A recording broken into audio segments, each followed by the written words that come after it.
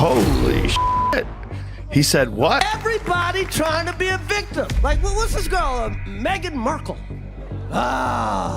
Seemed like a nice lady, just complaining. I was like, didn't she hit the light skin lottery and still going on complaining? Acting all dumb like she don't know nothing. Going on Oprah, I didn't know. I had no idea how racist they were. It's the royal family. You didn't Google these motherfuckers? It started like any other comedy special. Lights down, crowd buzzing, Chris Rock stepping into the spotlight. But what happened next? That wasn't comedy. That was a public execution. And Meghan Markle was the target. The biggest addiction in America is attention. We are addicted to attention. Easiest way to get attention is to be a victim. No careful buildup. No dancing around names. Rock went straight for the jugular. In under 60 seconds, he turned her from victim of the press into punchline of the decade. Have you ever seen that video? No. Pull that video up, because it's one of my favorites. They're so racist, they're so racist. Some of the shit she went through was not racism. It was just some in-law shit. Because she's complaining, I'm like, what the fuck is she talking about? Oprah, they're so racist. They wanted to know how brown the baby's gonna be. I'm like, that's not racist. Because even black people want to know. And here's what makes it so brutal. It wasn't even the funniest thing he said. The real destruction came in the silence that followed each joke, when the audience processed it and realized, yeah, he's right. What the fuck is she talking about? She didn't know. It's the royal family. They're the original racists. For years, Meghan had played the sympathetic outsider, the underdog who didn't understand the system.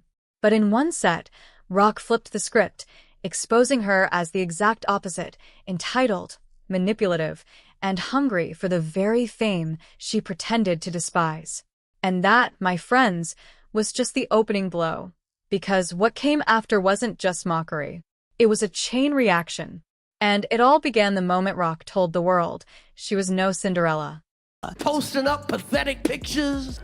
This is me eating sushi. Like me. This is me 25 years ago when I was hot. Like me. Oh, it's fucking sad. The thing about Meghan's public image, it was built on a single fragile idea that she was blindsided by the weight of royal life. That she was the innocent Hollywood actress wandering into a palace like a fairy tale princess, only to discover a cold, cruel world. It's a nice story until someone calls it what it is, pure fiction. Hey, it's the husband formerly known as Prince. Any luck getting a job? Oh, they had me driving for Uber Eats, but there were too many damn rules. Don't touch the food, don't taste the food, drive on the road. I'm sorry, Rowdy Reddy. Chris Rock didn't tiptoe around it. He didn't question her narrative.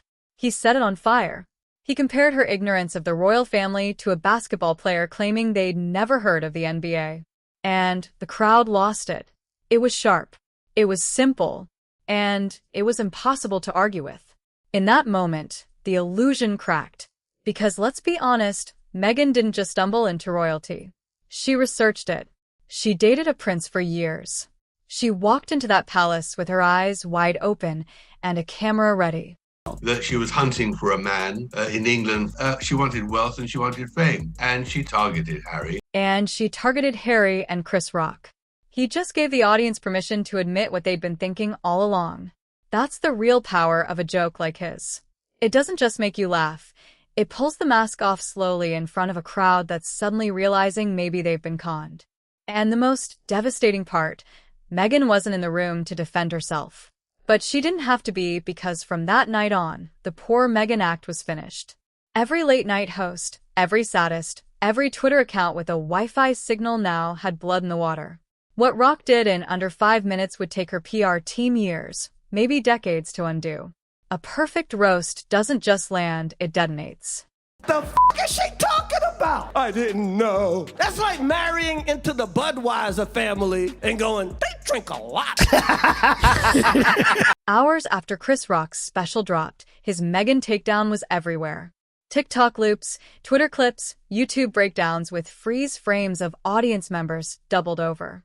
And then the comedy world pounced. In Britain, the gloves came off instantly. Comics painted Meghan and Harry as walking contradictions, obsessed with status while pretending to reject it, cashing massive Netflix checks under the banner of purpose. Babe, time to do our daily $250,000 sponsored Instagram post. I shouldn't have left the made-up nonsense. The Duchess of Sussex shared a photo of herself cuddling her daughter on Instagram and a never-before-seen picture from her birth. Their barbs were dry, cutting, and delivered with the kind of disdain only lifelong royal watchers can muster. Across the Atlantic, late-night hosts smelled the same blood. They mocked the brand deals, the self-pity. And this is sweet. Meghan Markle said she has a finger they can use if they need it. The infamous, "We want privacy" line, hammering it so hard you could almost hear the palace laughing. We want privacy! We want privacy! Well, I just think some people might say that your Instagram-loving twife actually doesn't want her privacy. How dare you, sir? My Instagram-loving twife has always wanted her privacy! 5 minutes later.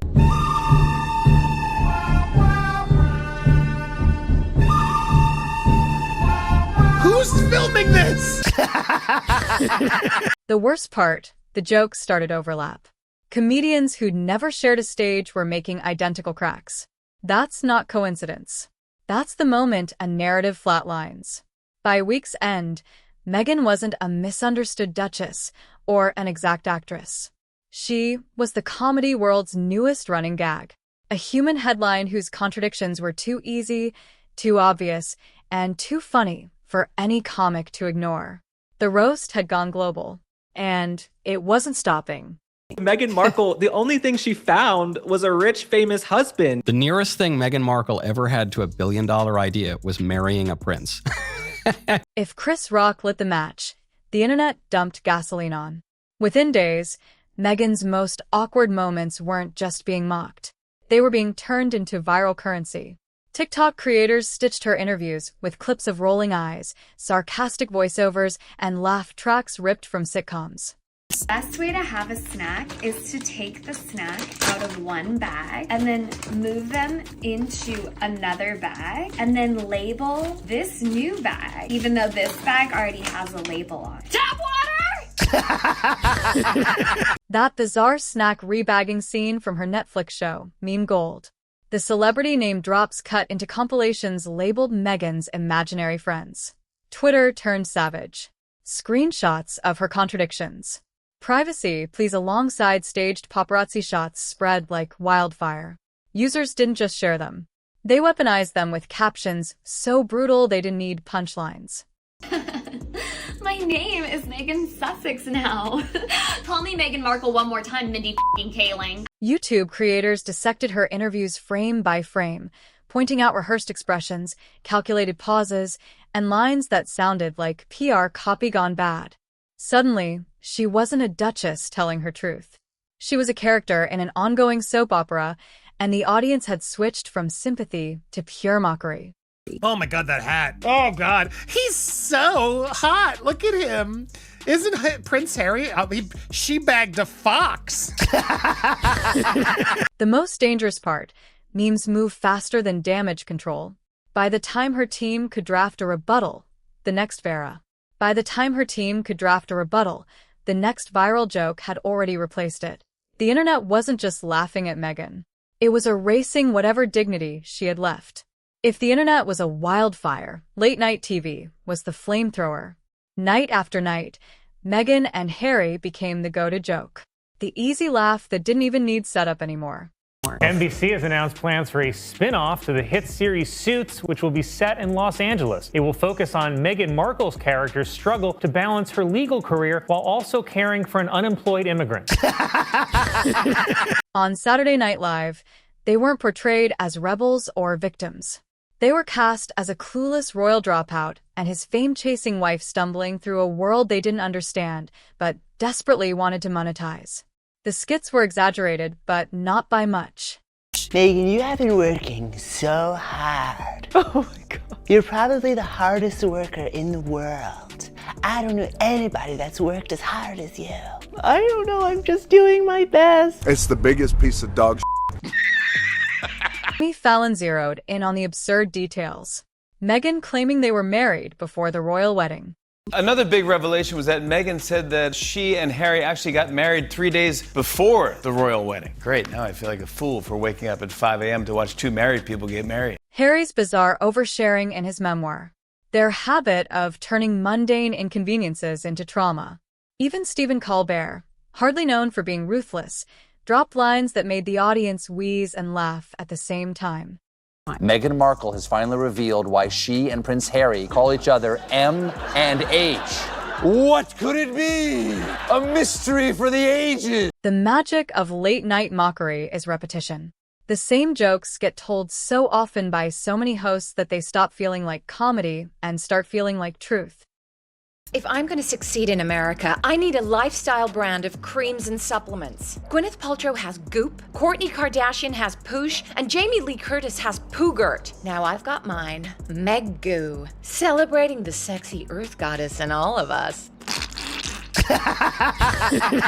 Within weeks, Meghan wasn't just a controversial figure. She was a fixed part of the late-night script, a permanent character in an ongoing roast that no amount of PR spin could rewrite. Comedians on club stages didn't bother with subtlety or clever nods.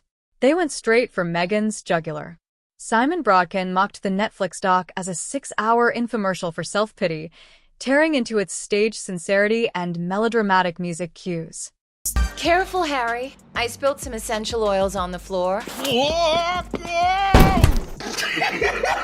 He ridiculed the idea that bowing to the Queen or curtsying was some kind of traumatic ordeal, comparing it to complaining about having to take your shoes off at the airport.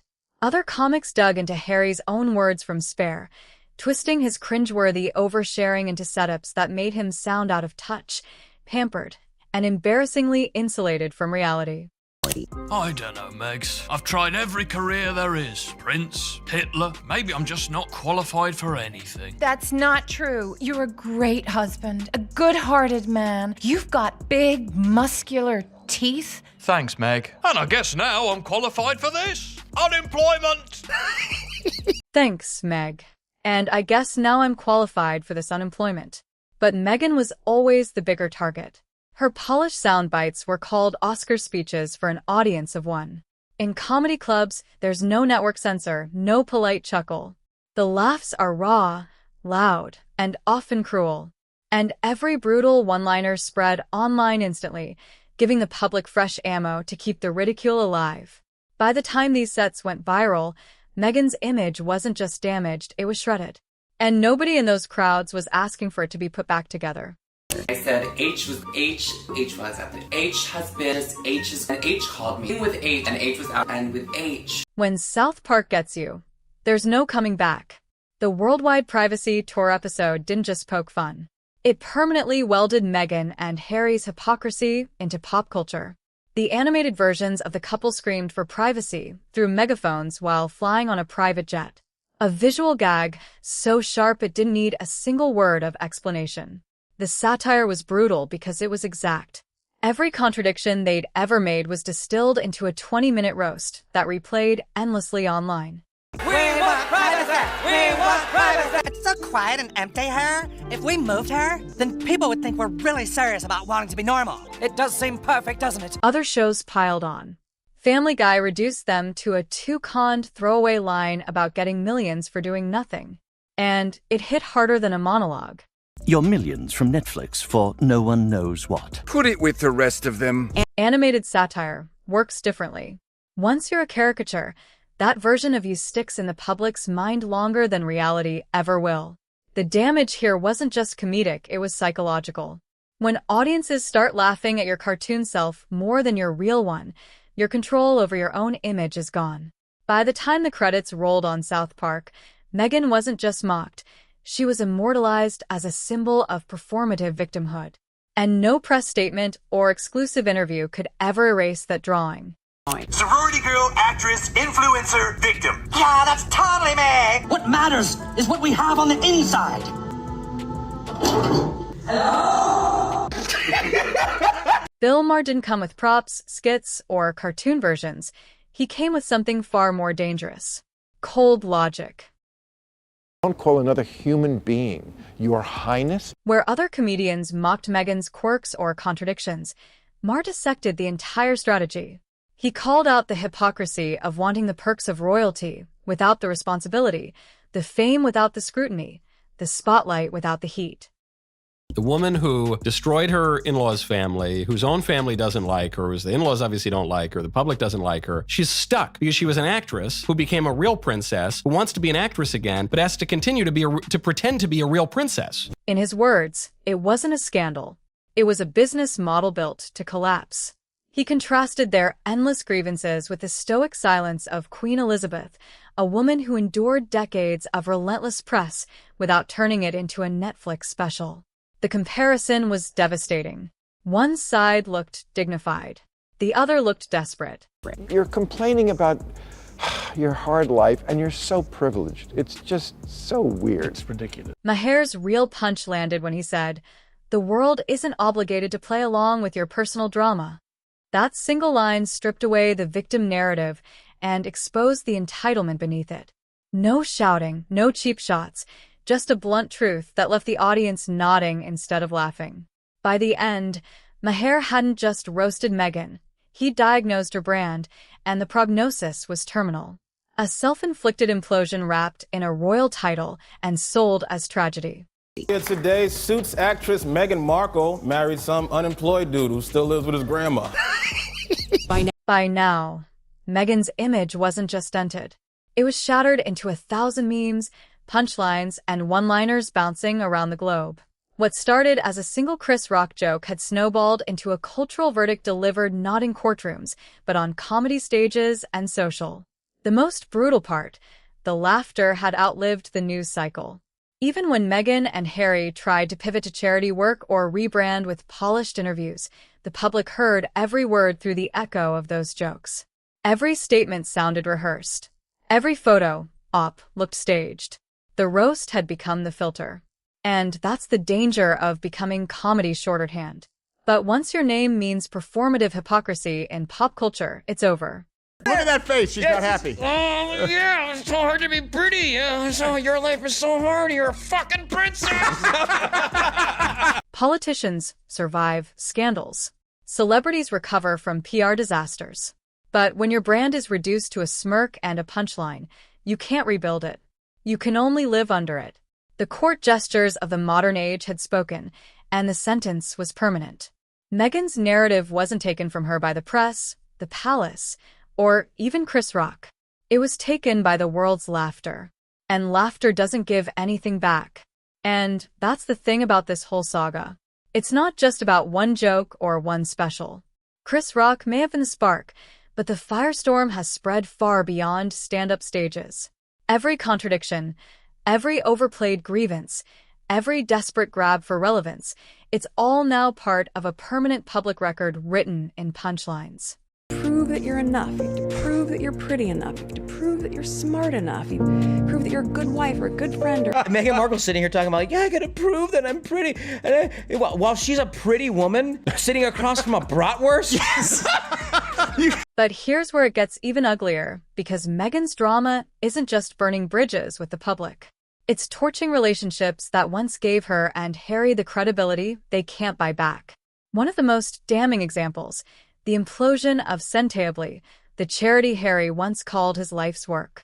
If you think the comedy world was brutal, wait until you see what happened when Sophie Chandaka, one of the most respected figures tied to that mission, decided she'd had enough. It's not just a disagreement, it's a slam heard around the world, and it left Harry absolutely fuming. You can see the full breakdown right now in my last video, only on Star Spotlight, where the real royal stories get.